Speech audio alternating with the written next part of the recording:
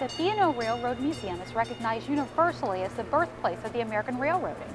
It was here on the site of this museum that surveyors and engineers went about building the first passenger station and the B&O Railroad. The museum today is a national treasure. It's home to trains from all periods of rail history, including MTA and MARC trains past. And it's right here in Maryland. Joining us with more information about the museum is Chief Curator Dave Shackelford. Hey Dave, how are you? I'm well, how are you? Welcome to MTA Commuter Connections. What a wonderful place to be. This is beautiful. The museum is truly a magnificent place. Well, how did this museum come to be? I mean, because this is such a magnificent building. I can't get over it. It's actually very breathtaking. Well, the museum came about, it was actually a corporate museum for many years, created by the Baltimore and Ohio Railroad. Okay. And then eventually, through mergers, acquisitions, and that sort of thing, CSX Transportation ended up owning the site. And they spun it off as a nonprofit, and that's where we are today. So, but how long has it existed? I mean, you know, you drive by it, and it really is a part of the landscape of Baltimore. But how long has this place existed as a museum? Well, as a museum, it dates back to the 1950s. As a site, it dates back to the very birth of American railroading, and that's as far back as 1828. Now, what will one person find? If you come here with your children or the school group, what would you find here at this museum that would really kind of take your breath away? I could tell them, but I'll let you do it. Well, you get to see a lot of different things. I think what's most touching for a lot of children is just the size of the real locomotives and the trains and the cars that you're going to see. But there's a lot more to see than just that. We have model railroads exhibits throughout the museum.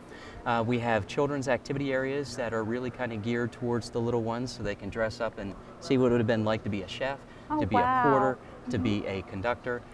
So those are some of the things that you're going to be able to see. But the highlight is truly, it's the true scope of the collection that we have. It's rather amazing. You watch the old Western films. I don't know if kids watch them today, but I remember as a kid watching the Western films and seeing the railroads. Well, my goodness, they have actual rail cars here from that period, which is pretty outstanding. And that's what makes us unique, is you can go anywhere and see a 1900 steam engine or a 1950s diesel, but here you can actually see the locomotives and the equipment that was used in the beginning from 1831 all the way up to today. Well, we're very excited. Now, I want to give people some quick facts about what are the hours of operation and how they get information about coming to this museum. Sure. Hours of operation are basically Monday through Saturday, 10 to 4. Sunday is 11 to 4. All the information about the particulars, including admission prices, parking, directions, all on the website. And they can call. Yep, also. And they can call too. So www.borail.org or 410-752-2490. That's great. Now, the other thing that I know is that we have an MTA MARC train out there. So folks could even take a look at one of our MTA trains up close and personal. You have quite a collection here. It's a huge collection, and we're very fortunate that MARC has been very generous to us. Our passenger cars are old MARC coaches. Oh, wow. We just received the MARC 7100, which is an old B&O F7 unit, and even our instruction car is an old MARC car that was actually used to sell tickets down at Camden Station. That's amazing. So MTA has a great relationship with you guys. Great relationship, great history, and that's part of the story that we tell here at the museum. Well, I'll tell you what, I hope that we'll come back here again soon, and I appreciate you guys allowing us to come to this wonderful, wonderful museum. We appreciate Thank you so having much. Good luck this season. Sure. The B&O Museum is a place the entire family will enjoy and an exciting place for a class trip for area schools. A group of city school students were recently a part of the Community Broadcast Project field trip and appreciation event at the MTA's Northwest Bush Division. And MTA Commuter Connections was there when the students thanked MTA personnel for their service.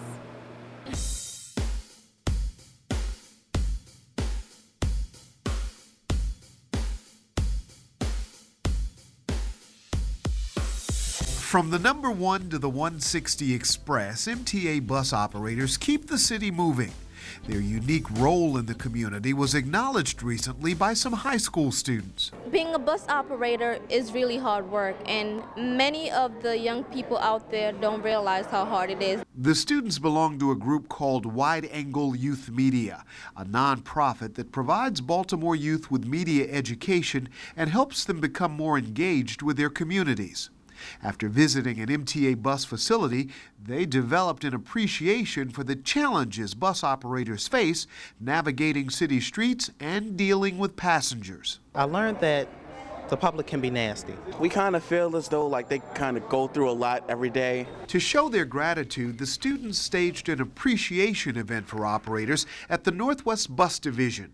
much to the surprise and delight of bus operators like 12-year veteran Reginald Kidd. We all need a good word coming from the kids because they know they can give us a hard time sometimes. So, yeah, so them coming out appreciating us, the work we do and the stress they give us, yeah, it's good that they're coming out. Majority of us drivers, we all deal with students on a regular basis, on a daily basis, and we see some really positive students out there. And it's a good thing for them to come in and see maybe behind the scenes, as you said, it's not just driving a bus. MTA Administrator Rollin Wells was on hand for the event. He also praised bus operators for their service to the community. I want to thank you from the bottom of my heart. Along with cake and thank you letters, each operator received a magnet specially designed by the students for their locker. The goal, said one student, to promote healthy relationships between students and bus operators.